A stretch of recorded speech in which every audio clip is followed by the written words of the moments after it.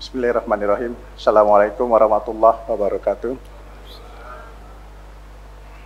Dan kasiran thayyiban barakan fi kama yuhibbu rabbuna wa yarda. Asyhadu an la ilaha illallah wahdahu la syarikalah wa asyhadu anna Muhammadan abduhu wa rasuluh. Allahumma shalli ala nabiyyina Muhammad wa ala alihi wa sahbihi ajmain. Amma ba'd. Alhamdulillah, pada hari ini, pagi ini, kita bisa berkumpul lagi untuk mengikuti kajian kita pada bulan terakhir sebelum bulan Ramadan.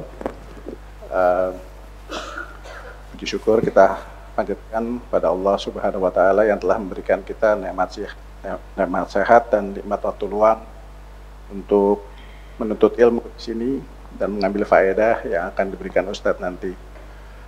Materi pada pagi ini adalah Rasulullah di bulan Ramadan yang insya Allah akan disampaikan oleh Ustadz Muhammad Khalid Syar'i LC Hafizahullah Ta'ala. Alhamdulillah saya sudah lama mengenal beliau ketika masih aktif di Menara Mulia.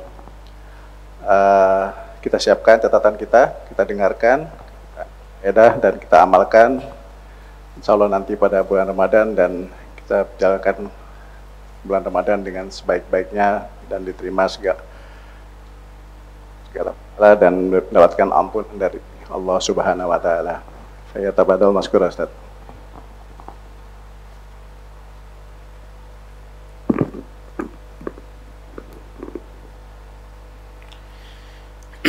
Bismillah. Assalamualaikum warahmatullahi wabarakatuh. Alhamdulillah rabbil alamin, wa sallallahu wa sallam wa baraka ala abdihi wa rasulih nabiyyina Muhammad wa ala alihi wa sahbihi ajma'in, amma ba'd. Jamaah rahimani rahimakumullah. Pagi hari ini insyaallah, sebagaimana juga yang tadi disebutkan, akan masuk kepada bulan Ramadan, ya. Bahkan tinggal hitungan beberapa hari aja nih. Sidang isbatnya kayaknya hari Rabu, ya. Rabu insyaallah. Maka sudah pantas banget untuk di akhir-akhir Sya'ban ini kita membahas tentang Ramadan. Karena persiapan itu harga mati untuk kita yang memang menginginkan mendapatkan karunia, ampunan, rahmat, pahala di bulan Ramadan. Kalau nggak ada persiapan, kita nggak dapat apa-apa di bulan Ramadan. Orang yang masuk bulan Ramadan tanpa ilmu sama persis dengan orang yang akan safar jauh tapi nggak bawa bekal apa-apa. Dompet nggak bawa, ATM nggak bawa, HP nggak bawa. Nggak sampai ke tempatnya dia. Dia akan banyak kecapean tanpa mendapatkan apa-apa. Makanya di sini kita harus ada usaha agar ibadah bulan Ramadan kita ini bisa lebih bernilai. Dan yang paling penting, ya jamaah rahimani wa rahimakumullah, kita di bulan Ramadan insyaallah ta'ala puasa, sholat, tilawah, dan ibadah yang lainnya. Kita ingin banget puasa kita, ibadah kita di bulan Ramadan diterima sama Allah. Tidak ada satupun manusia berharap ibadahnya tidak diterima oleh Allah. Tidak ada. Semua pengen diterima. Semua pengen diterima. Dan itu harus menjadi fokus kita. Gimana caranya ibadah di bulan Ramadan kita diterima sama Allah Jalla wa'ala. Harus punya fokus itu, harus punya tujuan itu. Karena sampai sekarang nih, dari mungkin Bapak dan Ibu sekalian mulai ibadah, udah ada yang 40 tahun, 50 tahun, 30 tahun, dan seterusnya. Kita satu pun ibadah kita nggak tahu diterima atau tidak oleh Allah. Satu pun, nggak ada kepastian. Nggak ada wahyu yang turun ngabarin bahwa ibadah Anda nih yang sholat isya diterima, yang maghrib diterima, yang asar belum. Belum ada, kita nggak ada wahyu apa-apa. Kita optimis dan kita berharap kepada Allah Subhanahu wa Ta'ala, Allah akan memberikan atau menerima ibadah kita. Namun kita nggak ada yang tahu. Ya, kita nggak ada yang tahu. Makanya jamaah rahimani wa rahimakumullah, kita harus mempelajari dua hal. Dua hal ini cara kita, syaratnya agar ibadah kita diterima oleh Allah Jalla wa'ala. Agar ibadah kita diterima sama Allah tuh gimana caranya? Itu yang bakal kita pelajari pertama-tama. Yang pertama, dan ini seluruh ibadah sebenarnya, nggak terfokus dengan ibadah puasa aja. Sholat, tilawah Al-Quran, sedekah, semua ibadah, haji, umrah, semuanya. Harus pertama ikhlas karena Allah Jalla wa'ala. Harus. Kalau nggak ada ikhlas, ditolak sama Allah Subhanahu wa ta'ala. Ditolak. Allah Subhanahu wa ta'ala berfirman pada surat Al-Bayyinah di ayat yang kelima. Dalam surat Al-Bayyinah di ayat yang kelima Allah mengatakan wa ma umiru illa liya'budullaha mukhlishina lahuddin. Mereka tidaklah diperintah kecuali untuk beribadah dengan ikhlas, kata Allah. Allah tidak akan mau menerima ibadah yang tidak ikhlas. Dan ikhlas itu, jamaah rahimani wa rahimakumullah, ikhlas itu ketulusan. Ikhlas itu kemurnian hati dari berharap kepada selain Allah Jalla wa'ala. Yang namanya ikhlas itu nggak mikirin pujian orang. Yang namanya ikhlas itu nggak memikirkan ejekan orang. Orang kalau ikhlas diejek tetap beribadah, dipuji tetap beribadah. Itu ikhlas. Karena tujuan dia bukan agar mendapatkan ejekan dari sana atau mendapatkan pujian dari sini, bukan. Tujuan hamba yang beribadah dengan ikhlas itu apa yang ada di sisi Allah Subhanahu wa ta'ala. Kita ingin dapat surganya Allah, kita ingin dapat karunia dari Allah, kita ingin jauh dari nerakanya Allah, kita ingin dicintai oleh Allah, kita ingin ridhanya Allah Subhanahu wa ta'ala, kita ingin kasih sayangnya Allah Subhanahu wa ta'ala. Itu ikhlas. Ya, itulah ikhlas. Makanya terutama ibadah yang bakal kita lakukan, Bapak Ibu sekalian, puasa. Puasa sebenarnya kalau kita ngomongin ikhlas di bulan puasa atau puasa itu jauh lebih mudah dibanding ibadah-ibadah yang lain. Kenapa? Rasulullah SAW mengatakan, Allah Subhanahu wa ta'ala berfirman, kullu amal ibn Adam lahu ila 700 dha'f. Amal anak Adam itu akan dilipat gandakan hingga 700 kali lipat. Ya, semuanya. Illa shaum, kecuali puasa. Fa innahu li, kata Allah. Apa kata Allah Subhanahu wa taala? Fa innahu li. Apa itu artinya? Sesungguhnya puasa itu untukku, kata Allah. Padahal salat juga untuk Allah, tilawah untuk Allah, sedekah untuk Allah. Namun di puasa Allah menegaskan lagi, fa innahu li, ini ibadah untukku, kata Allah. Kenapa? Yada'u ta'amahu wa syarawahu wa syahwatahu min ajli. Karena orang yang puasa, dia sedang meninggalkan makannya, minumnya, syahwatnya karenaku, kata Allah. Para ulama menjelaskan kenapa puasa aja yang disebut untukku. Tegaskan lagi. Karena sebenarnya kalau mau mengatakan lawannya dari ikhlas ya Pak, riya dalam ibadah, pengen dipuji orang dan seterusnya, itu paling mudah untuk meninggalkan riya itu pas ibadah puasa di bulan Ramadan. Karena kalau misalnya di bulan Ramadan, mungkin juga Bapak Ibu sekalian mengalami ini. Kalau kita keluar Pak, di bulan Ramadan lagi puasa kita melihat seluruh orang itu puasa. Walaupun mungkin banget di antara mereka sudah ada yang tidak puasa, ya, nggak kelihatan. Orang nggak ada yang menaruh fokus mereka kepada orang yang tidak puasa. Semuanya dianggap puasa. Makanya kita pada saat bulan Ramadan lebih mudah menjaga keikhlasan. Kita nggak sendirian, nggak kepedean sendirian. Nggak pernah tuh ngerasa di bulan Ramadan keluar terus kayaknya gue doang nih yang puasa, yang lain nggak ada yang puasa. Nggak ada tuh.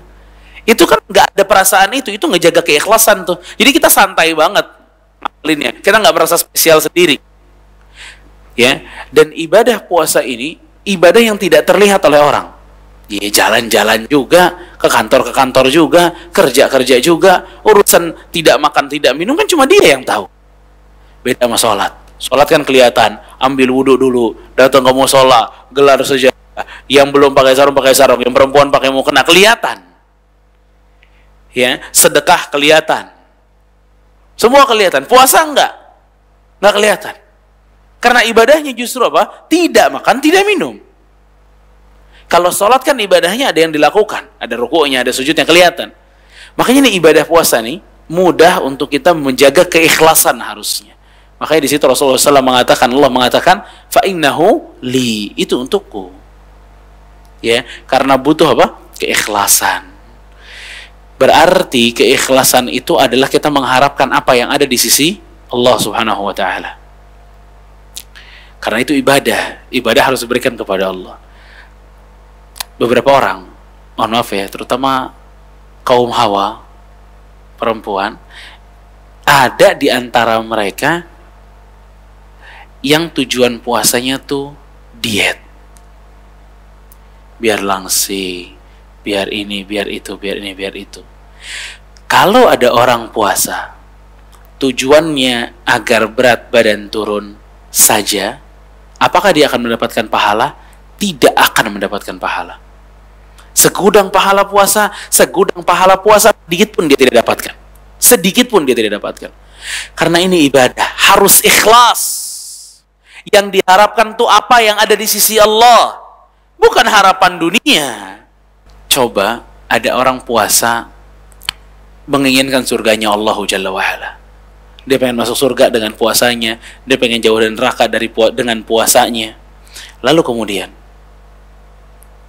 apakah dengan dia memiliki niat ikhlas itu, dia tuh gak bisa diet atau bisa juga turun berat badannya? Bisa kan? Bisa. Tapi kita balik coba. Kalau orang puasa cuma mau turun berat badan, apakah dia mendapatkan pahalanya? Tidak. Lihat. Kalau Anda berharap akhirat, dunia ikut. Tapi kalau Anda tidak berharap atau hanya berharap dunia, akhirat tidak akan ikut. Dan ini keberkahan dari niat yang ikhlas. Niat akhirat. Ya, keberkahan dari niat yang ikhlas, niat yang tulus. Hasiat-hasiat dunia bisa juga kita dapatkan. Tapi bukan itu tujuan utama. Allah tidak menurunkan ibadah puasa untuk kita sehat, teman-teman. Tidak, bukan. Bukan itu tujuan Allah. Kan di dalam firman Allah surat Al-Baqarah, Allah Subhanahu wa taala setelah membicarakan tentang puasa, kutiba alaikumus siyam kama kutiba alal ladzina min qablikum la'allakum tattaqun. Allah wajibkan kalian puasa la'allakum tattaqun, agar kalian bertakwa, bukan kalian sehat, kalian turun berat badan, bukan. Bertakwa, ini tujuan kita kalau bulan Ramadan. Ini tujuan kita puasa, baru ikhlas. Kalau tujuannya dunia tidak ikhlas, tidak akan mendapatkan pahala apapun. Maka sebelum masuk bulan Ramadan, yang niatnya bercabang ke sana kemari, dirapihkan lagi niatnya, dibersihkan lagi hatinya.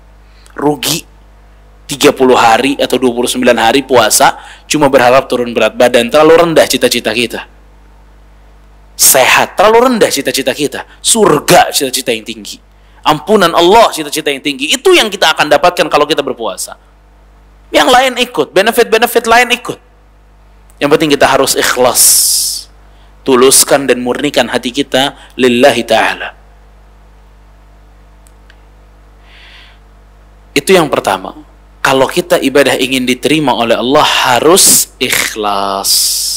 Yang kedua, ya, agar ibadah kita diterima oleh Allah Subhanahu wa taala,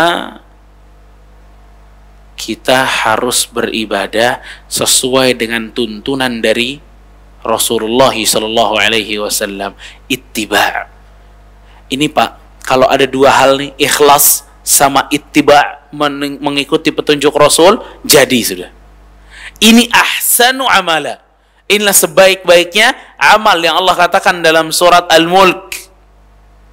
Ya, liyabluwakum ayyukum ahsanu amala. Kata Allah. Kami ciptakan seluruh ini agar menguji kalian, mana di antara kalian yang amalnya paling baik, kata Allah. Paling baik yang mana gitu. Ya. Maka jamaah rahimani wa rahimakumullah, selain ikhlas kita harus mengikuti siapa? Rasulullah SAW. Kalau ada orang sholat subuh 3 rakaat, Kalau kita tanya, Pak, kenapa sholat 3 rakaat? Mumpung bulan Ramadan, kita harus memperbanyak ibadah. Yang subuh biasanya 2, saya nggak mau 3. Apa yang kita bilang sama dia? Oh bagus Pak, Masya Allah, semangat terus Pak, lanjutkan. Enggak. Diterima nggak ibadah seperti itu? Tidak. Kita sangat menolak kalau ada, kan biasanya kalau yang sesat-sesat gitu masuk TV tuh. Kalau masuk TV berita orang sholat subuh 3 rakaat, wah kita kecam banget nih, orang apa lagi? Kok sholat subuh 3 rakaat? Pasti kita marah banget. Karena kita sebenarnya semuanya sadar bahwa ibadah tuh nggak mungkin kecuali sesuai petunjuk. Udah. Petunjuknya gimana? Begitu selesai. Kita nggak rela ada ibadah, tapi nggak sesuai petunjuk Rasul SAW. Kalau kita bisa beribadah tanpa petunjuk Rasul SAW, untuk apa diutus seorang Rasul? Apa fungsinya seorang Rasul? Justru Rasul diturunkan liyuta'a biiznillah, kata Allah, agar ditaati, kata Allah. Memang untuk diikuti Rasulullah SAW. Sampai Rasul pernah mengatakan, man amila amalan laisa alaihi amruna fahuwa raddun. Siapa yang berani membuat sesuatu atau beramal dengan sesuatu yang tidak kami ajarkan, maka amalan dia tertolak, kata Rasulullah SAW. Tertolak, na'udzubillah. Ini yang kita hindari. Jangan sampai amal kita ditolak sama Allah Subhanahu wa ta'ala. Makanya syarat yang kedua itu sesuai dengan petunjuk siapa? Rasulullah sallallahu alaihi wasallam. Dari sini jamaah rahimani wa rahimakumullah, kita bisa masuk kepada hal-hal apa saja sebenarnya yang dilakukan Rasulullah SAW di bulan Ramadan agar ibadah kita sesuai dengan ibadahnya Rasul kita alaihi salatu wassalam.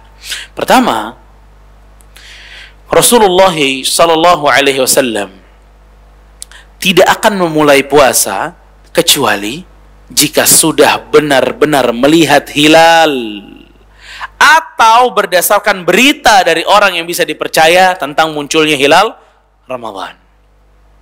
Hal ini, petunjuk ini dari Rasulullah SAW yang Rasul pernah mengatakan, sumu li ru'yatih wa aftiru li ru'yatih.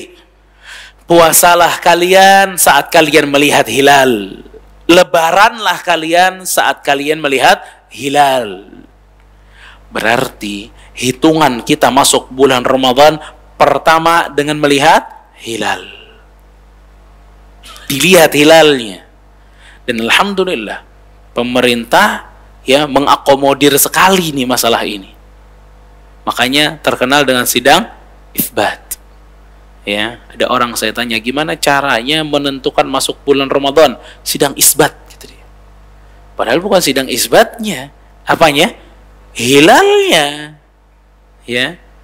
Tapi karena diakomodir walhamdulillah, jadi kita menunggu hasilnya saja. Ya. Nah, hilal itu akan dilihat di akhir bulan Sya'ban. Di tanggal 29 Sya'ban. Ya, di tanggal 29 Sya'ban. Dilihat tuh waktu maghrib sebagaimana yang kita ketahui. Kalau kelihatan habis Isya langsung taraweh. Kalau tidak kelihatan, apa yang mesti kita lakukan? Hah? Kalau nggak kelihatan tuh hilal tanggal 29, kan Rabu nih kita mesti lihat. Rabu nggak kelihatan hilalnya, apa yang mesti kita lakukan? Besok lihat lagi? Tidak. Besok tidak lihat lagi. Fa'akmilu iddata Sya'ban 30, kata Rasul. Cara yang kedua, kalau nggak kelihatan hilalnya, genapkan langsung Sya'ban 30 hari. Ya. Berarti kalau hari Rabu ngelihat ternyata nihil, tidak ada. Tidak terlihat hilal. Ya. Maka hari Kamis belum puasa. Jumat kita mulai puasa. Kenapa? Karena Sya'bannya harus digenapkan, kata Rasulullah SAW. Hari Kamisnya butuh lagi nggak tuh maghrib ngelihat keloteng ngelihat hilal? Nggak butuh. Nggak ada petunjuk itu, nggak ada ibu-ibu. Cuma 2 petunjuknya. Tanggal 29 lihat, kalau ada hilalnya puasa, kalau tidak ada, fa'akmilu iddata Sya'ban 30, kata Rasulullah. Langsung lengkapi 30 hari, selesai. Besoknya langsung puasa. Yani hari Kamisnya itu berarti hari Jumatnya langsung puasa di 1 Ramadan. Itu petunjuk Rasul sallallahu alaihi wasallam dalam mengawali bulan Ramadan. Dan Rasul Shallallahu Alaihi Wasallam itu mengatakan di dalam sabdanya dalam hal ini dengan kalimat jamaah, sumu li ru'yatihi, puasalah kalian dengan melihat hilal. Siapa yang disuruh puasa? Kalian. Ini isyarat, kata para ulama, bahwa urusan masuk bulan Ramadan diatur oleh pemerintah dan masyarakat wajib mengikuti pemerintah. Jangan ngambil jalan yang lain, jangan. Ikut dengan pemerintah. Kenapa? Ini menjunjung tinggi persatuan antara kaum muslimin di satu tempat. Ya. Ini menjunjung tinggi. Bahkan Al-Hafidz Ibnu Hajar dalam kitabnya Fathul Bari mengatakan di antara fungsi pemimpin adalah diikuti saat penentuan awal Ramadan, penentuan Syawal. Puasanya bareng, Syawalnya bareng. Itu yang ada dari Rasul sallallahu alaihi wasallam. Ya, tidak bisa ngambil jalur lain. Ini ada lagi yang lihat, di sini ada lagi yang lihat, di sini ada yang lihat. Tidak boleh. Rasulullah sallallahu alaihi wasallam pernah didatangi satu orang dan dia mengatakan, "Ra'aitu hilal." Saya melihat hilal, langsung puasa. Selama orang itu bisa dipercaya, selesai. Cukup satu orang ngelihat untuk satu negeri, cukup. Ini bagaimana yang lihat diakomodir dari pemerintah langsung. Lebih pantas lagi untuk diikuti. Ya. Kan bisa aja salah. Justru kalau mereka salah, urusan mereka. Kita sudah benar jalannya mengikuti mereka, udah selesai. Daripada kita ceritanya beristihad nih, kayaknya kalau saya hitung belum masuk. Kalau Anda salah, Anda yang punya tanggung jawab besar. Tapi kalau kita mengikuti pemerintah sesuai dengan ajaran Rasul ini, selesai. Kalaupun salah, urusan dia yang salah. Yang penting langkah kita benar. Ya. Makanya jamaah rahimani wa rahimakumullah. Itu diantara petunjuk Rasul sallallahu alaihi wasallam di awal Ramadan. Ya.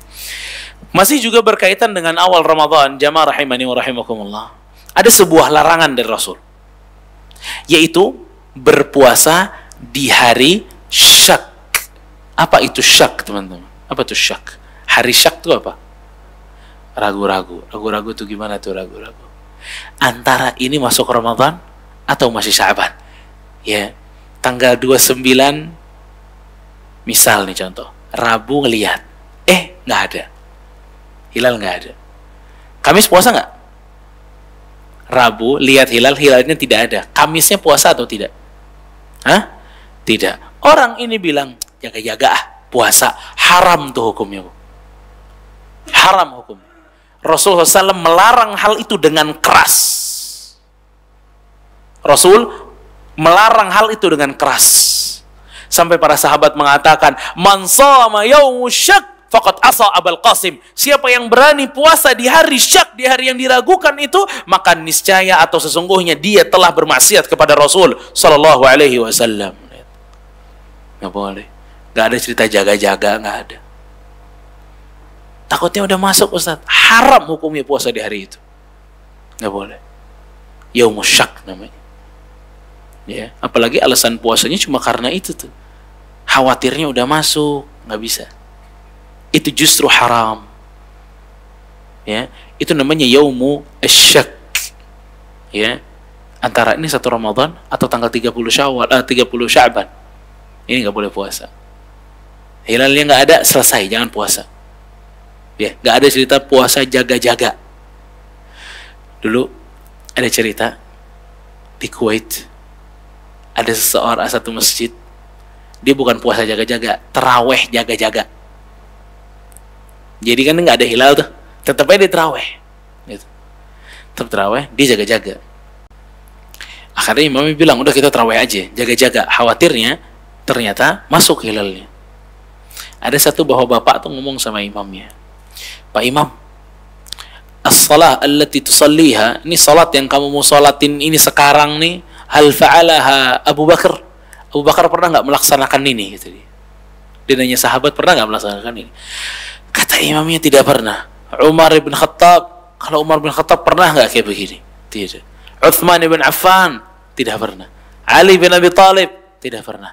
Mereka nggak pernah. Kita mau laksanain, saya nggak mau ikut, kata dia. Lihat bagaimana cerdasnya dia. Mereka nggak pernah. Kita laksanain sendiri di sini. Saya tidak mau ikut. Akhirnya satu masjid tidak ada tarawih jaga-jaga.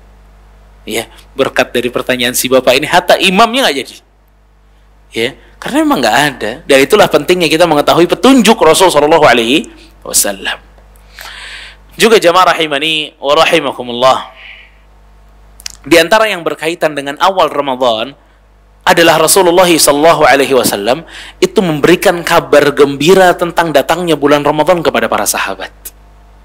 Ya, bergembira dengan datangnya bulan Ramadan. Rasulullah SAW mengatakan kepada para sahabat, "Qad ja'akum syahrun mubarak, syahrul Ramadan. Telah datang kepada kalian bulan yang berkah, bulan Ramadan." Kalimat ini kalimat tahniah, ucapan selamat. Telah datang nih Ramadan. Ini juga disunahkan kita untuk mengucapkan apa?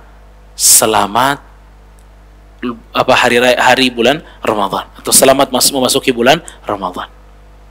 Itu disunahkan. Kenapa? Karena Rasulullah SAW mengatakan, ya, tapi tidak perlu diikuti seperti maaf-maafan. Ya, tidak perlu, karena Rasulullah SAW itu tidak maaf-maafan, itu hanya memberikan kabar gembira. Maaf-maafan itu setiap hari, setiap pekan, setiap bulan boleh. Kalau dikhususkan karena mau masuk Ramadan bermaaf-maafan, ini kurang tepat. Apalagi sampai dikatakan, kamu nih kalau masuk Ramadan harus minta maaf dulu loh. Bahaya. Jangan ngomong harus-harus urusan agama. Ini agama punya Allah, bukan punya kita. Kalau nggak ada dalilnya, tutup mulutnya. Ya, dan itulah yang kita dapatkan. Harus minta maaf dulu, tidak ada. Kalau tidak minta maaf, nanti ibadah Ramadannya tidak diterima. Aduh, ini juga permasalahan lagi. Ekstrim banget, bro.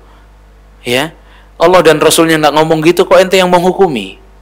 Ya, jadi jangan kita bicara apapun kecuali kita tahu nih, oh iya, ini ada kok, tuh ada hadisnya, ada ayatnya, baru enak kita ngomongnya. Ya, jadi kalau selamat memasuki bulan Ramadan ada. Makanya kalau di Arab itu, kalau udah akhir-akhir Sya'ban tuh ketemu orang tuh langsung pada syahr mubarak disebutnya. Ya, maksudnya selamat ini kita mubarak. Nanti dijawab lagi alaina wa alaikum, atau syahr break. Iya, semoga keberkahan bagi kamu dan bagi saya juga. Saling mendoakan satu dengan yang lain. Ini tahniah namanya. Selamat kita masuk bulan Ramadan. Makanya spanduk-spanduk juga banyak tuh biasanya tuh. Ya, masuk bulan Ramadan tahun 1444 dan seterusnya. Jamaah rahimani wa rahimakumullah. Itu kira-kira yang berkaitan dengan awal di bulan Ramadan. Lalu yang berikutnya di antara petunjuk Rasul sallallahu alaihi wasallam di bulan Ramadan adalah Rasul sallallahu alaihi wasallam berniat melakukan puasa saat malam sebelum masuk waktu subuh. Maksudnya apa? Jadi Rasul itu punya niat, Bapak Ibu sekalian. Kalau puasa wajib harus ada niat. Kapan niatnya? Dari malam. Udah punya keinginan kita akan puasa di besok hari. Gini, karena ada perbedaan antara puasa sunnah dengan puasa yang wajib. Rasul pernah puasa sunnah, itu pagi-pagi Rasul cuma nanya doang ke Aisyah, haladaina ta'am, kita punya makanan nggak? Kata Aisyah, tidak punya. Idzan ana shaim, ya udah, kalau gitu saya puasa aja, kata Nabi. Ini Nabi mengatakan hal ini tuh udah pagi. Tandanya di malam hari, apakah Nabi SAW punya niat? Tidak. Tapi sah tidak puasanya? Sah. Ini nggak bisa berlaku di bulan Ramadan. Di bulan Ramadan nggak boleh ada niat puasa, tapi di paginya gitu, nggak boleh. Harus dari malam. Harus dari malam. Makanya kalau hari itu hari awal puasa, terawehan, ya udah, itu udah harus menghadirkan niat bahwa besok puasa. Ya. Dan juga tidak. Dan niat itu Pak ya, niat itu mudah sebenarnya. Niat itu mudah. Misalnya ibu-ibu udah nyiapin sahur gitu ya, buat nanti sahur. Itu udah niat tuh, besok berarti mau puasa. Misalnya nyiapin sahur besok mau pesta, kan nggak mungkin. Besok mau puasa emang, udah kelihatan. Kayak orang datang, sholat, gelar sajadah, wudhu, mau ngapain tuh dia tuh? Mau makan apa mau sholat? Kan mau sholat, itu niat namanya. Jadi maksud saya ini mudah banget urusan niat sebenarnya. Ringan banget. Yang penting ada, selesai. Ya, ada, selesai. Ya. Dan Rasul sallallahu alaihi wasallam itu ada niat itu diharuskan di malam hari. Ya. Sebagian para ulama mengatakan di awal Ramadan Anda memiliki niat akan puasa 30 hari atau puasa sepanjang penuh di bulan Ramadan, cukup. Satu kali niat di awal cukup. Kecuali para wanita yang di tengah-tengah tuh kena haid misalnya. Nanti setelah bersih ya niat lagi. Ya, namun niat tadi mudah kok, tinggal dimunculkan dalam hati kemudian selesai. Di antara petunjuk Rasul sallallahu alaihi wasallam yang berikutnya adalah beliau sallallahu alaihi wasallam tidak memulai puasa sampai benar-benar terlihat fajar shadiq dengan jelas. Ya, maksudnya masuk waktu subuh baru puasa. Sebelum waktu subuh Nabi SAW makan dan minum. Allah Subhanahu wa taala berfirman pada surat Al-Baqarah 187. Dalam surat Al-Baqarah 187 Allah mengatakan, "Wa kulu washrabu hatta yatabayyana lakumul khaytul abyadhi minal khaytil aswadi minal fajr." Makan dan minumlah kalian hingga terang bagimu benang putih dari benang hitam. Maksudnya di waktu fajar. Udah kelihatan tuh benangnya warnanya. Kalau malam kan nggak kelihatan mana yang putih, mana yang hitam. Ini jelas kelihatan. Yang hitam yang ini, yang putih yang ini. Tandanya apa? Masuk waktu subuh. Ya, itulah yang dilakukan Rasul Shallallahu Alaihi Wasallam. Dari sini kita memahami kalau bertanya tentang Rasul Shallallahu Alaihi Wasallam maka nggak ada cerita imsak 10 menit sebelum subuh, tidak ada. Ya, tidak ada waktu imsak. Justru kalau kita mau lihat lebih dalam bagaimana petunjuk Rasul SAW dalam sahur, maka kita akan dapatkan justru sahurnya Rasul SAW itu sudah mendekati waktu subuh. Kan kebalik. Sahurnya jam 3, ya, sebelum subuh udahan. Jangan, udah imsak, nggak boleh makan, nggak boleh minum. Nggak boleh makan, nggak boleh minum itu azan subuh, nggak boleh makan, nggak boleh minum. Jikalau imsak, boleh. Bahkan kalau imsak itu kan 10 menit sebelum subuh. Rasulullah SAW sahur, ya, kurang lebih 15 menit sebelum waktu subuh. Coba gimana dekatnya tuh waktu sahurnya Rasulullah SAW dengan waktu subuh. Ya. Itu di situ waktu sunnahnya, malah sebagian orang menjadikan itu waktu selesainya makan dan minum. Keliru.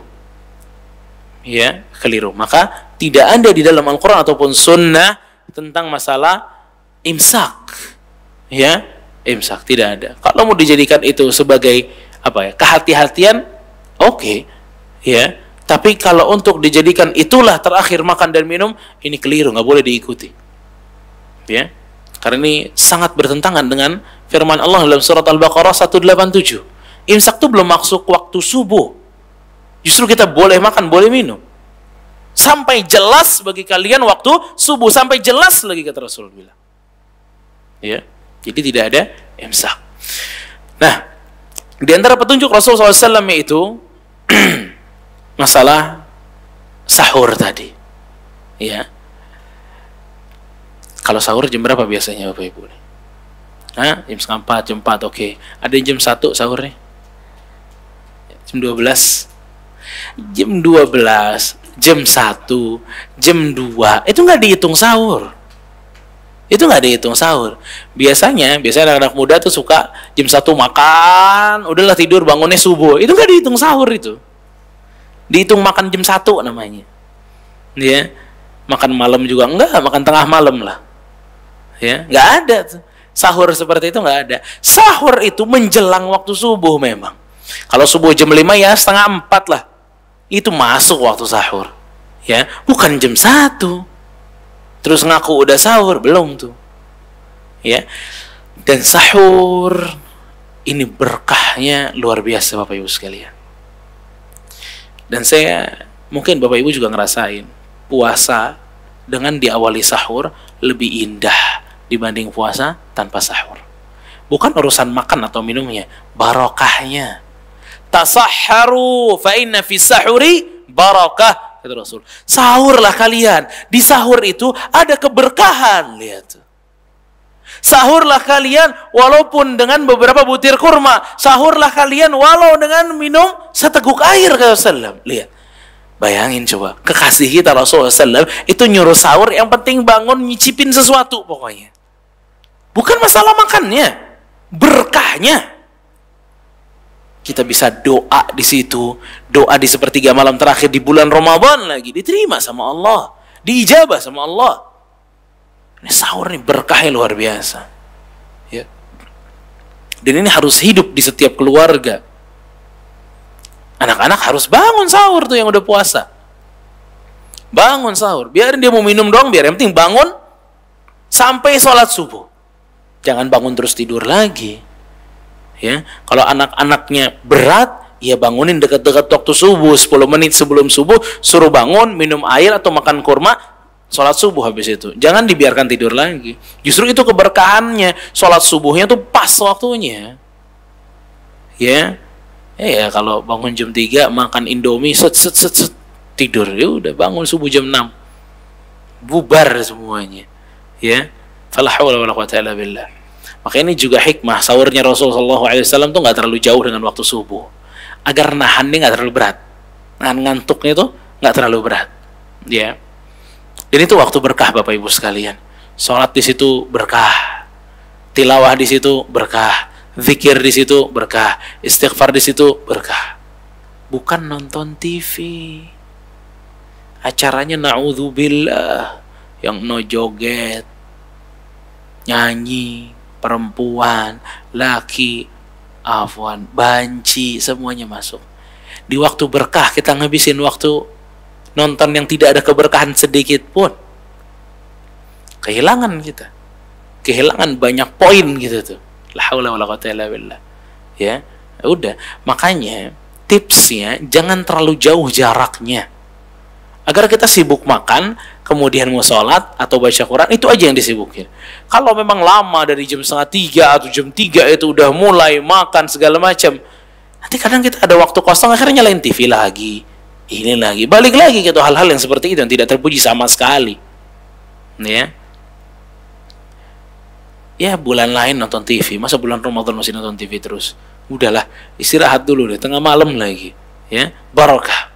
Jadi kita harus sahur. Dan sahur ini bedanya puasa kita umat Muhammad dengan puasa umat-umat sebelumnya. Itu aklatas sahur kata Rasul. Baina siyamina wa siyami ahli kitab aklatas sahur. Perbedaan antara siyamnya kami kaum muslimin umat Nabi Muhammad dengan umat-umat sebelumnya sahur. Dan Rasul nih kalau dibedain sama umat-umat yang lain dipegang banget sama Rasulullah SAW. Rasul tuh suka tuh hal-hal spesial itu tuh. Contoh misalnya, orang Nasrani dahulu mereka memanjangkan kumis mereka dan memotong jenggot mereka. Khaliful Yahudi wan Nasara. Sekarang kita selisihi mereka kata Rasul. Panjangkan jenggotnya, tipiskan kumisnya. Rasul tuh kalau ada yang berlawanan menyelisihi demen ya. Suka karena ini spesial. Kiblat. Semua Yahudi Nasrani dulu mereka kiblatnya Masjidil Aqsa. Rasul SAW mau banget kiblatnya kaum muslimin ke Ka'bah pindah agar penyelisihan itu benar-benar tercapai. Kita nggak sama mereka gitu loh. Begitu juga masalah sahur, ya. Begitu juga masalah sahur.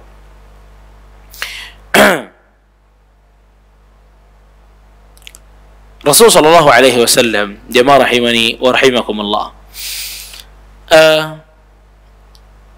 Di antara petunjuk Rasul sallallahu alaihi wasallam adalah petunjuk tentang berbuka puasa. Beliau sallallahu alaihi wasallam menyegerakan berbuka. Ya, menyegerakan berbuka dan mengakhirkan sahur. Sahurnya diakhirin, tapi kalau buka disegerakan. Berarti jam berapa bukanya? Oh, tetap maghrib. Ya. Nanti gara-gara disegerakan jam 5 udah buka nih. Kata Ustadz kan disegerakan.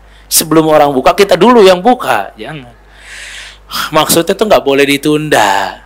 Terutama ibu-ibu nih kadang suka nyiapin buka, masak. Itu kalau udah azan, tinggalin dulu. Harus dibatalin dulu. Ya. Dan jangan pernah berpikir ya, kayaknya kalau gue kuat-kuatin nih nggak buka sampai 6:30 kayak pahalanya lebih banyak. Sorry, enggak. Nggak selalu tuh yang kelihatan lebih berat ibadahnya tuh lebih baik. Enggak. Islam tuh bukan ekstrim dalam ibadah. Islam tuh tengah, nggak mau ekstrim-ekstrim keras-keras, nggak mau. Makanya kita disuruh sahur, hatta berbuka disuruh disegerakan, gitu loh. Ya, disegerakan bukanya. Bahkan Rasul sampai mengatakan sebuah hadis, ini diperhatikan hadisnya luar biasa. La tazalu ummati bi khair ma'ajjalul fitr. Umatku senantiasa baik selama mereka menyegerakan berbuka. Tuh dia. Akan selalu baik umat ini selama sunnah yang satu ini dipegang. Menyegerakan apa? Berbuka. Maka yang pulang kantornya jam berapa? Jam 5 misalnya. Ya, sini ada yang ngantor nggak sih bapak-bapak? Masih ngantor ya? Masih ya. Jam 5 pulang, Pak. Itu macetnya la haula wala quwata illa billah, termasuk ujian di bulan Ramadan macetnya jam 5 tuh. Jakarta ya, bubaran kantor Ramadan. Semuanya pada galak. Semuanya mau buka di rumahnya masing-masing gitu loh. Ngebut, nyenggol dikit, Masya Allah. Membatalkan puasa nyenggolnya. Kenapa? Ngomongnya kotor semua. Ya, kotor semua. Jadi macet-macetan itu kadang juga nggak bisa kita nyampe rumah pas maghrib, nggak bisa. Maka begitu azan maghrib, siapin sudah air minimal atau kurma. Yang penting kita jangan menunda berbuka puasa. La yazalu ummati bi khair. Senantiasa umatku dalam keadaan baik selama mereka menyegerakan berbukanya. Jadi nggak ditunda-tunda bukanya. Sahur diakhirkan. Kalau berbuka tidak, disegerakan berbuka. Ya. Makanya kita disunahkan untuk menyegerakan berbuka. Ya, dan Rasulullah SAW dulu berbuka dengan tamarat, dengan kurma. Ya, dengan kurma Rasulullah SAW. Gak harus bilangannya ganjil, gak harus. Genap juga boleh. Beberapa orang ini bingung dia. 1, kedikitan. Kalau 3, takut gula saya naik. 2, emang boleh 2 genap gitu. Boleh. Bahkan ya, yang tidak ada dalil khusus yang mengatakan Rasul tuh makan bilangannya ganjil kalau buka puasa, tidak ada. Ya, kalau di hari Id iya ada. Sebelum Lebaran tuh sebelum naik sebelum sholat Id iya makannya ganjil. Tapi kalau dibuka puasa, wallahu alam, tidak ada. Iya, boleh ganjil, boleh juga genap. Kalau orang Indonesia katanya, Ustadz, korma itu sunnah, tapi gorengan itu wajib. Gorengan ini wajib ini. Ya. Kalau kurmanya sunnah, tapi kalau gorengan wajib. Ya. Mesti ganjil lagi, ganjilnya 5, 3, ekstrim ganjilnya juga. Ya. Fala haula wala quwata illa billah. Ya. Fa'ala kulli hal, intinya kita diperintahkan atau Rasul sallallahu alaihi wasallam berbuka itu disegerakan oleh Rasulullah. Tidak ditunda-tunda, dan Rasul berbuka dengan kurma dulu. Dan di antara petunjuk Rasul ya Bapak Ibu sekalian, Rasul itu kalau buka puasa, dia makan dulu tuh kurma sama air, kemudian pergi ke masjid sholat. Itu petunjuk Rasul tuh. Ya. Kalau sebagian dari kita kan suka langsung makan tuh. Ya boleh, nggak ada masalah. Ya, boleh-boleh sah-sah aja itu. Ya. Namun kalau nanya Rasul sallallahu alaihi wasallam, maka Rasul sallallahu alaihi wasallam tuh hanya memakan beberapa butir kurma, lalu minum, kemudian ke masjid. Itu Rasul sallallahu alaihi wasallam. Intinya dia ringan banget tuh pas baru buka gitu loh, ngebatalin. Ya, itu yang dilakukan oleh Rasul kita alaihi salatu wassalam. Dan petunjuk Rasul sallallahu alaihi wasallam juga di bulan Ramadan, jamaah rahimani wa rahimakumullah, adalah walaupun puasa, ya, Rasul sallallahu alaihi wasallam senantiasa menjaga akhlak yang baik. Jadi yang puasa untuk Rasul sallallahu alaihi wasallam bukan hanya makan dan minum. Tapi Rasul sallallahu alaihi wasallam juga menjadikan lisannya puasa dari menggibahi orang, ngomong kotor, ngomong bohong, kedustaan, dipuasakan tuh mulutnya. Rasul sallallahu alaihi wasallam juga memuasakan matanya agar tidak melihat hal yang haram-haram. Rasul juga memuasakan telinganya agar tidak mendengar hal-hal yang haram. Ini puasanya Rasul sallallahu alaihi wasallam. Bukan hanya menahan lapar dan haus, tapi menahan diri dari syahwat yang buruk. Ya, berkata kotor, ngebohong, tidak jujur, dan seterusnya. Rasul sampai mengatakan, ya, jamaah rahimani wa rahimakumullah, man lam yada' qawla az-zur wal 'amala bih falaysa lillahi hajah fi an yada'a ta'amahu wa syarabah. Barang siapa yang tidak meninggalkan perkataan dan perbuatan dusta, maka Allah tidak membutuhkan puasanya sama sekali. Sama sekali. Makanya para salaf mengatakan, betapa banyaknya orang hadzuhu min siyamihi al-ju'i wal atash. Betapa banyaknya manusia puasa cuma dapat lapar dan haus aja. Pahalanya tidak dapat. Kenapa bisa hilang pahalanya? Kebanyakan dosa di bulan Ramadan. Ramadan tetap transaksi yang di markup sana sini tetap ditulis di tanda tangan. Nilep tuh terus saja. Riba terus saja dimakan. Lihat hal-hal yang haram terus saja.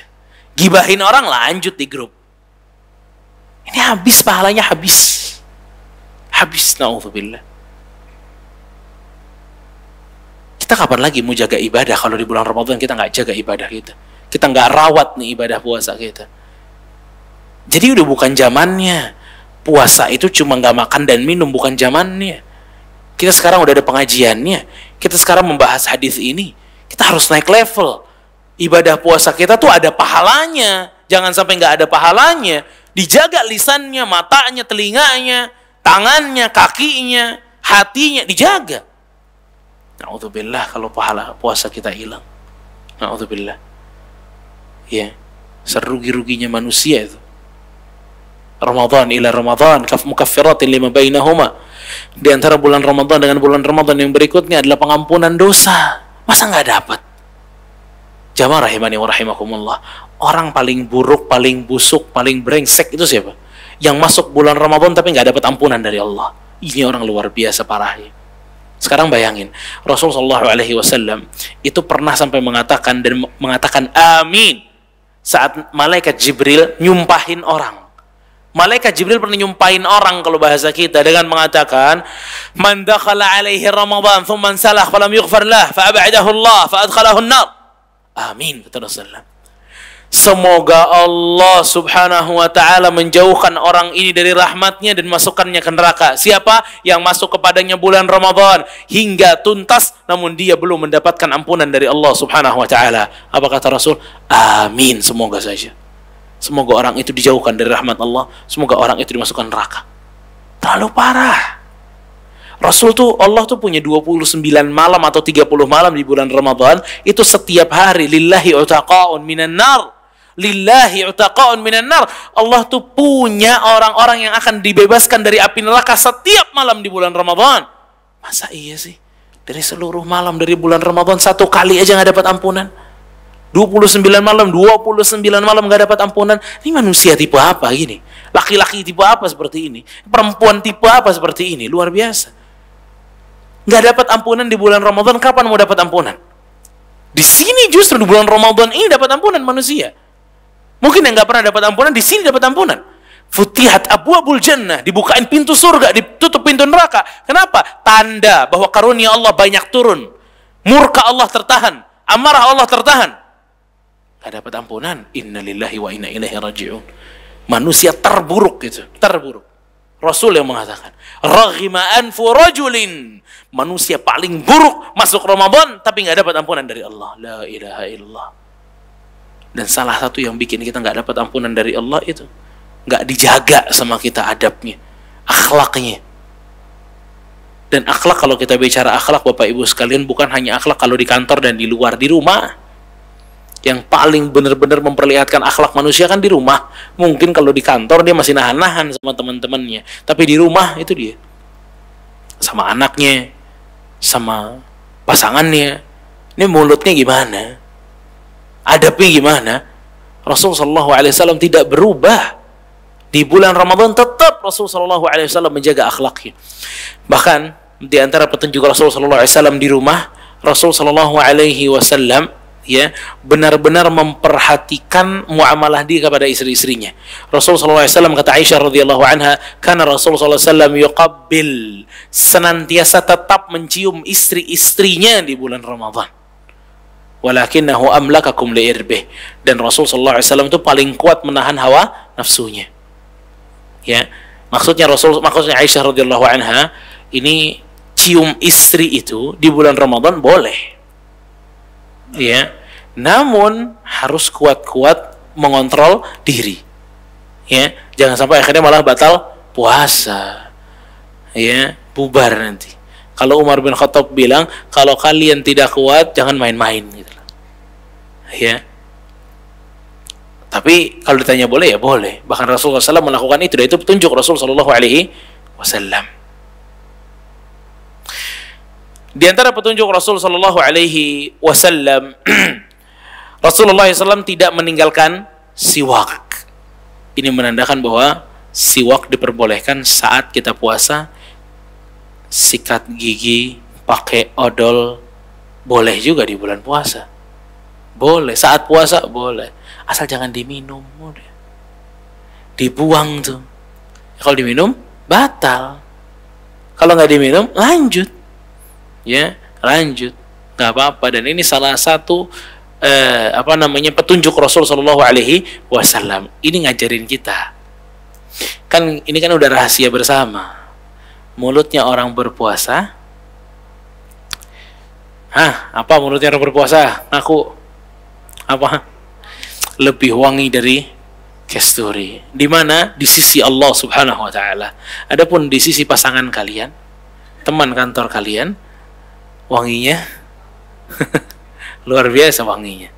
Ya, maka ya dijaga tuh aroma mulutnya, ya pakai sikat giginya. Ini udah mulutnya bau dari perutnya, ini afon jigongnya juga luar biasa baunya. Ini ganggu banget. Ya. Jangan marah kalau mulut gue bau. Ini wanginya lebih wangi dari kasturi. Enak aja kasturi. Apa model kayak gitu? Itu di sisi Allah Subhanahu wa taala pujian gitu loh. Ya. Tapi di manusia ya keganggu lah orang. Ya. Jadi tetap boleh kita menyikat gigi, dan itu salah satu petunjuk Rasul sallallahu alaihi wasallam. Rasulullah sallallahu alaihi wasallam pernah berjihad pada bulan Ramadan. Pernah berperang pada bulan Ramadan. Bayangin, berperang di bulan Ramadan. Ini menunjukkan kepada kita, bulan Ramadan bukan bulan berleha-leha, santai-santai. Aduh, lagi puasa, enggak tuh, enggak cocok. Ya, aktivitas berkurang sedikit oke, tapi tidak beraktivitas sama sekali aneh. Jangan puasa itu menjadi penghalang besar untuk kita lebih kreatif lagi, jangan. Kita dituntut apa dari pekerjaan misalnya? Ya udah kerjain. Jangan jadikan puasa itu sebuah batu yang begitu besar yang menghalangi kreativitas seorang dari kita gitu loh. Jangan. Karena Rasulullah SAW juga berjihad di bulan Ramadan. Ya, di bulan Ramadan. Jamaah rahimani wa rahimakumullah. Di antara petunjuk Rasul sallallahu alaihi wasallam adalah Rasul sallallahu alaihi wasallam mengajarkan kepada para sahabat, kalau ada yang sakit, kalau ada yang tidak mampu puasa, silahkan berbuka. Itu juga yang Allah Subhanahu wa taala firmankan pada surat Al-Baqarah. Ya, pada surat Al-Baqarah di ayat 184. Allah mengatakan pada surat Al-Baqarah 184. Kata Allah, "Faman kana minkum maridan," kalau di antara kalian ada yang sakit. "Au ala safar," atau sedang bersafar, fa'iddatun min ayyamin ukhar, maka diganti di hari yang lain. Pertama, sakit. Orang kalau sakit maka tidak berpuasa. Jangan ekstrim. Udah sakit parah tetap maksain puasa, salah. Dia telah berbuat sebuah keharaman. Haram menyakiti diri sendiri, Bapak Ibu sekalian. Tidak diajarkan. Lihat firman Allah. Siapa yang sakit atau sedang bersafar, fa'iddatum min ayamin ukhar, maka silahkan diganti di hari yang lain, kata Allah. Berarti apa? Allah memerintahkan dia untuk dibuka puasanya. Jangan puasa kalau lagi sakit.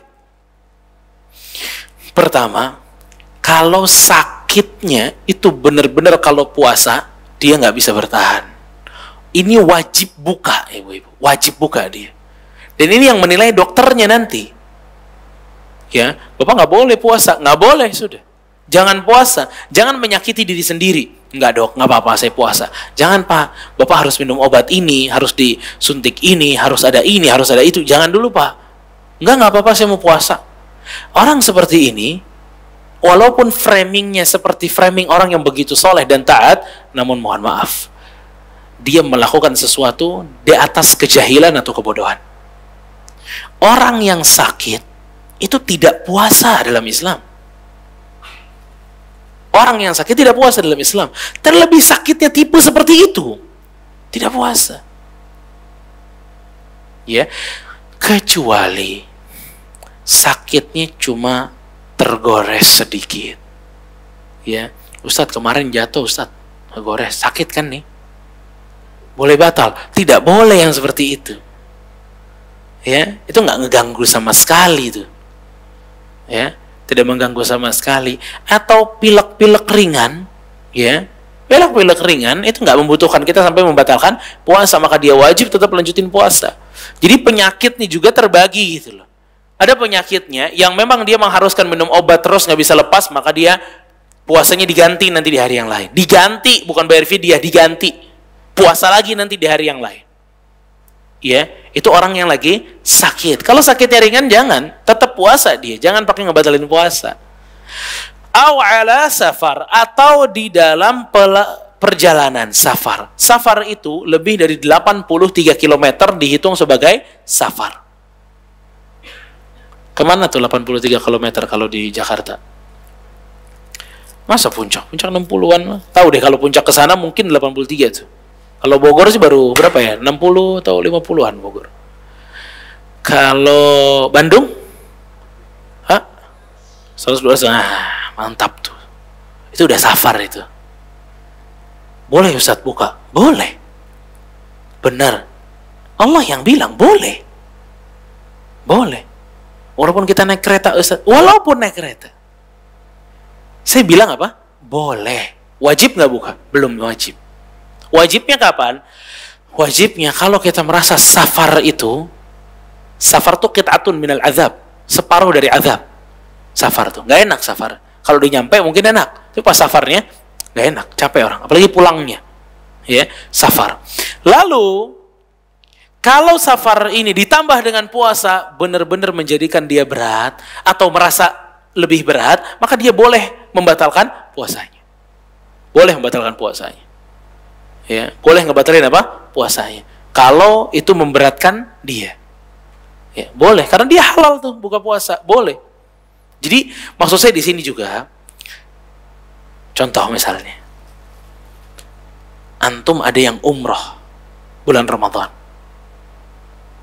Antum umroh bulan Ramadan, la haula wala quwwata illa billah, qadarullah harus umrohannya mulai umrohan itu jam 11 siang di Arab.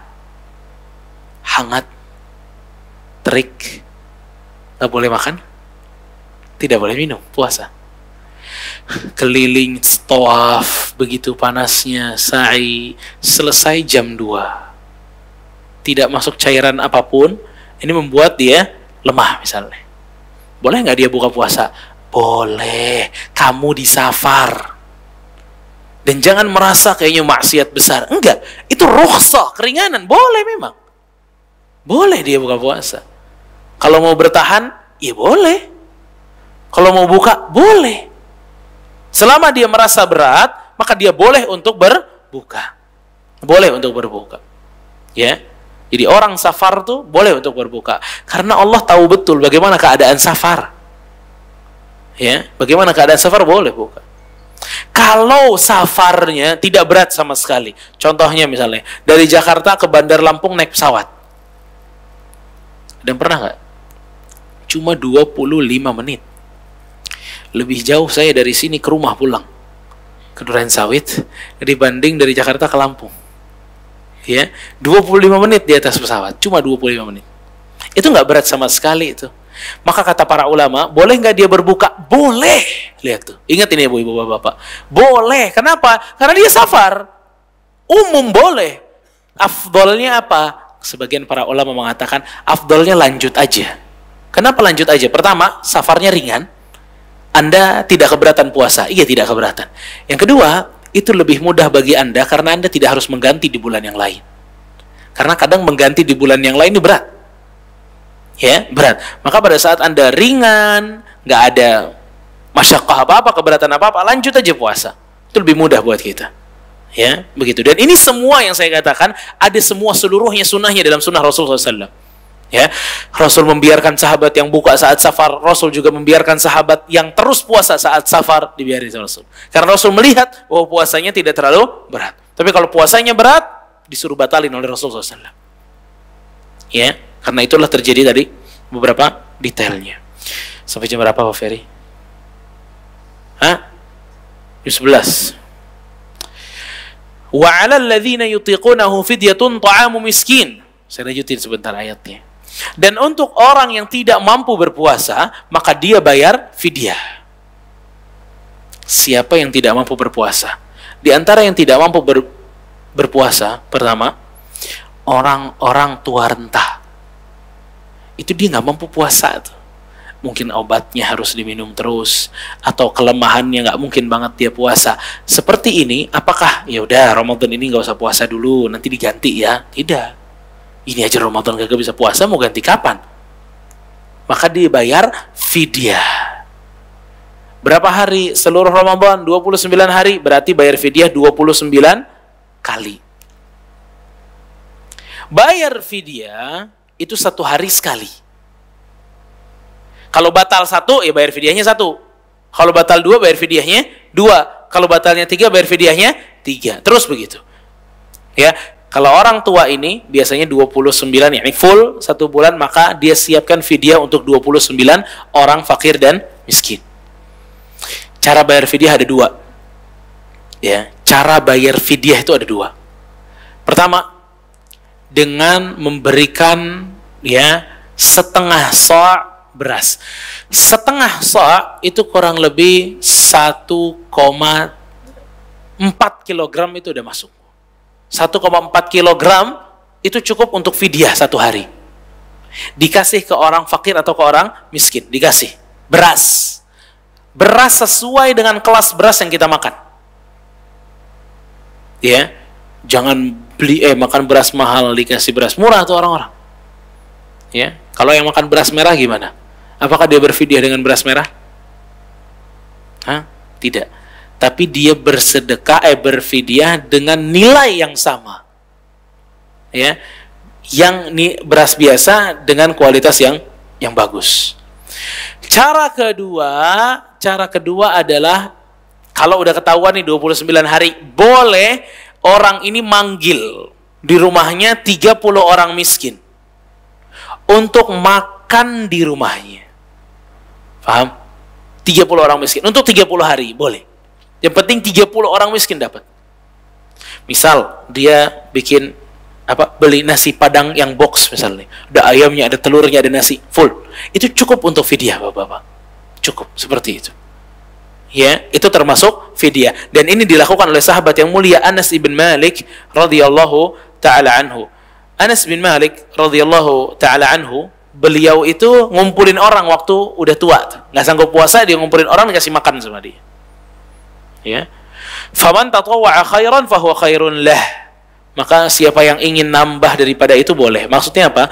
Iya batal 30 hari, tapi yang diundang 80 orang. Bagus kata Allah, nggak apa-apa. Tapi kalau dikurang, batal 30 ngasihnya cuma 25 bungkus, nggak boleh kalau itu. Ya, itu yang dikatakan oleh Allah Subhanahu wa ta'ala. Ya. Dan sebagian juga mengatakan di antara orang yang tidak mampu berpuasa adalah mereka yang menyusui dan hamil. Ya, maka dibayarkan fidyahnya persis sama caranya dengan cara yang tadi. Jamaah rahimani wa rahimakumullah. Di antara petunjuk Rasul sallallahu alaihi wasallam pada bulan Ramadan adalah Rasul sering tadarusan Al-Qur'an di bulan Ramadan. Rasul SAW sering tadarusan di bulan apa? Ramadan. Menurut Bapak dan Ibu sekalian, Rasul itu selain di bulan Ramadan sering baca Quran nggak? Rasul nih kalau nggak bulan Ramadan sering baca Quran apa enggak? Sering. Di bulan Ramadan lebih sering lagi. Jibril datang setiap hari ke Rasul Shallallahu Alaihi Wasallam. 10 malam terakhir sampai 2 kali datang dalam sehari. Yatadarasun Al-Quran, belajar Al-Quran, tadarus Al-Quran. Dan bulan Ramadan, syahrul Ramadan alladzi unzila fihi Al-Quran. Bulan Ramadan adalah bulan diturunkannya Al-Quran. Maka ini untuk bapak-bapak dan ibu-ibu juga harus hatam Al-Quran. Harus hatam.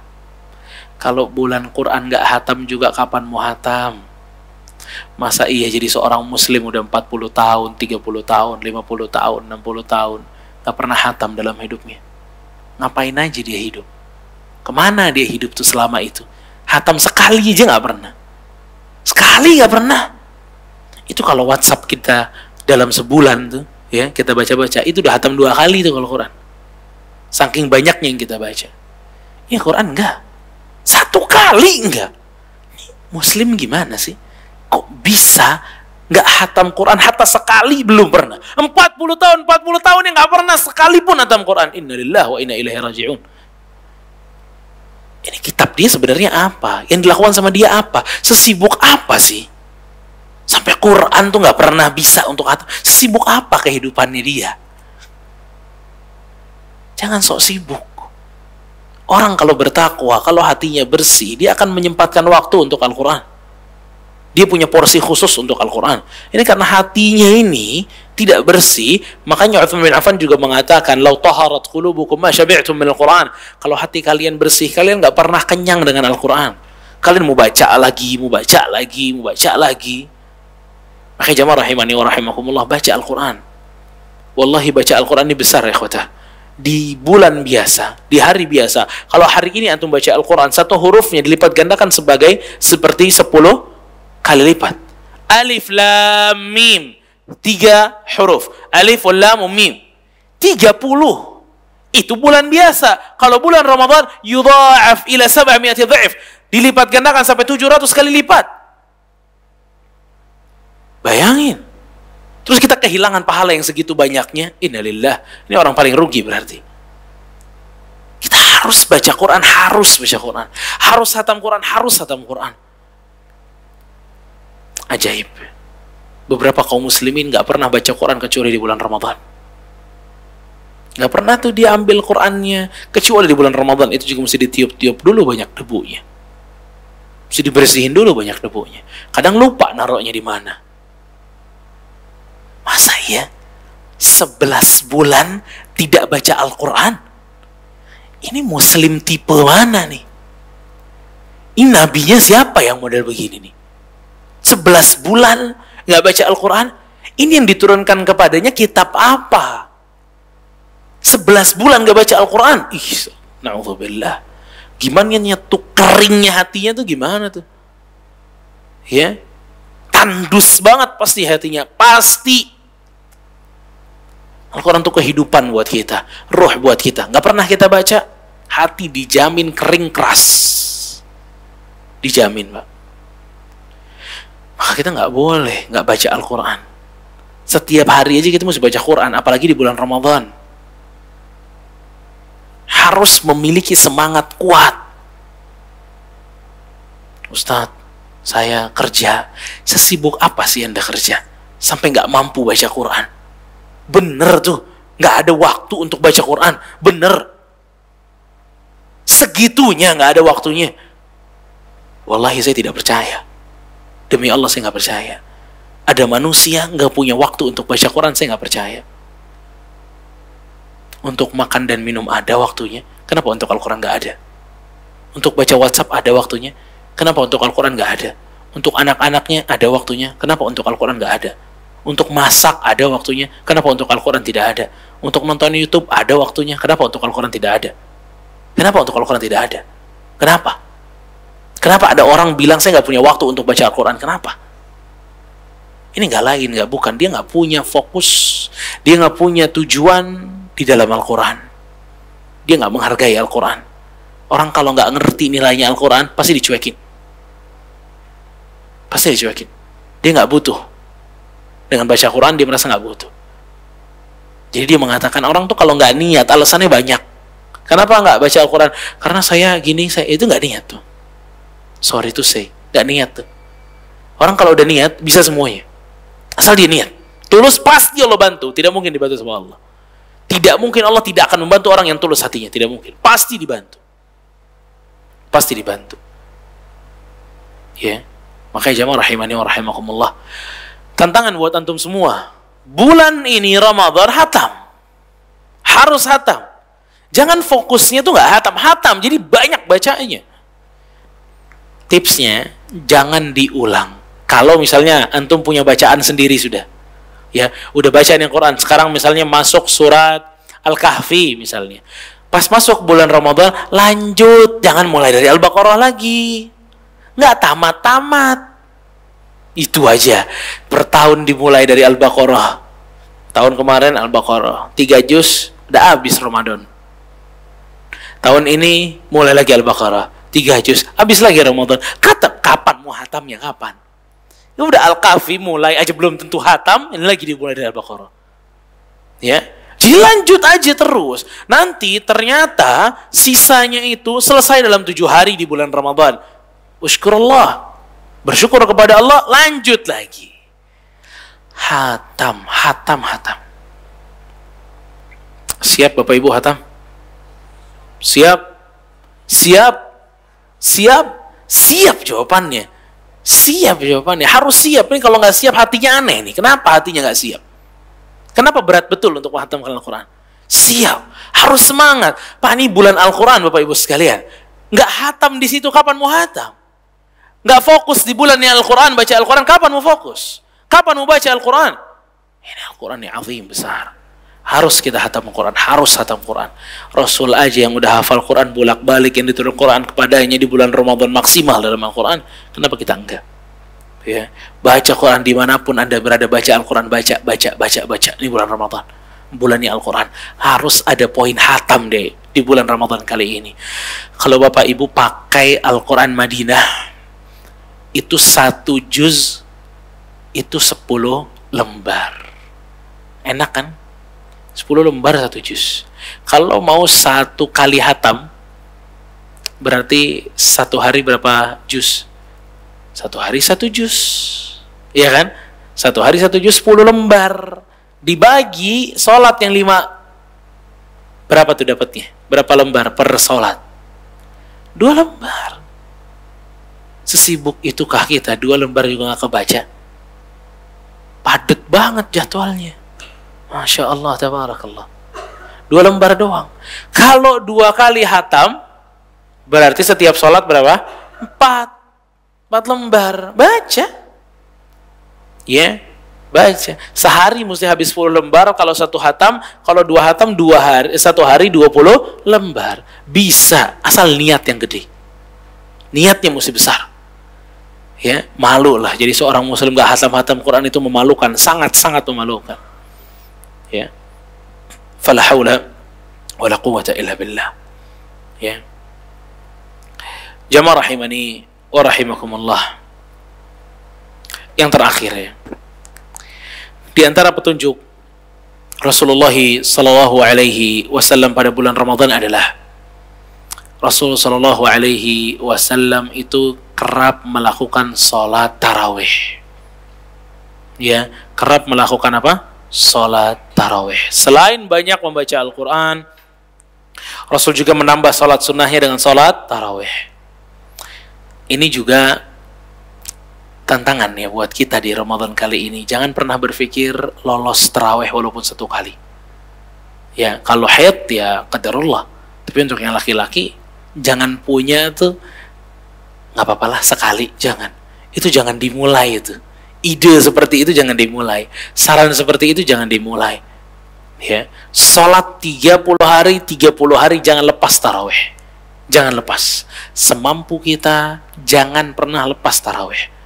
Rasulullah SAW mengatakan, "Man qama ramadhana imanan wa ihtisaban ghufira lahu ma taqaddama min dhanbi." Siapa yang sholat tarawih di bulan Ramadan dengan penuh iman dan ihtisab, mengharapkan pahala dari Allah, ghufira lahu ma taqaddama min dhanbihi. Allah akan mengampuni dosa-dosanya yang telah lalu. Bayangin, dosa diampuni yang telah lalu karena salat tarawih. Rasulullah SAW juga mengatakan, "Man shalla ma'al imam hatta yansarif, kutiba lahu qiyamul lailah." Siapa yang salat tarawih hingga selesai, maka akan dituliskan baginya pahala 1 malam penuh. Pahala salat 1 malam penuh. Ya. Dan ini kesempatan besar, jangan sampai lolos tarawih itu. Ya, kita bisa doa yang banyak di sujud kita bisa banyak baca Al-Quran dalam tarawih kita, banyak banget manfaatnya, benefitnya tarawih pada bulan Ramadan. Ya, makanya jamaah rahimani wa rahimakumullah, jangan pernah lepas sholat tarawih di bulan Ramadan. Ini sholat malam buat kita tuh. Itu sholat yang indah di bulan Ramadan. Bahkan mungkin yang kita ingat di bulan Ramadan salah satunya apa? Euforia tarawihnya yang begitu luar biasa. Namun itu sholat hukumnya apa? Sholat tarawih hukumnya apa? Sunnah. Jangan sampai sholat yang hukumnya sunnah lebih semangat kita lakukan dibanding sholat wajib yang harus kita lakukan. Kalau sholat tarawih aja bisa menghapuskan dosa-dosa kita, gimana sholat wajib coba? Kalau sholat sunnah atau sholat tarawih berjamaah bersama imam itu dituliskan sholat 1 malam penuh, bagaimana sholat wajibnya yang dikerjakan berjamaah, terutama laki-laki? Pasti besar. Gitu. Jadi jangan sampai salah, karena tarawih di masjid, Masya Allah. Tapi subuh, zuhur, asar, maghrib, isya semua di rumah. Ya salah besar. Ininya dijaga, yang wajib dijaga, lalu dia jaga yang sunnah. Ya, barakallahu fikum. Mudah-mudahan bermanfaat apa yang bisa saya sampaikan di kesempatan kali ini. Mungkin jika ada 1-2 pertanyaan, dia persilahkan. Silakan yang mau bertanya.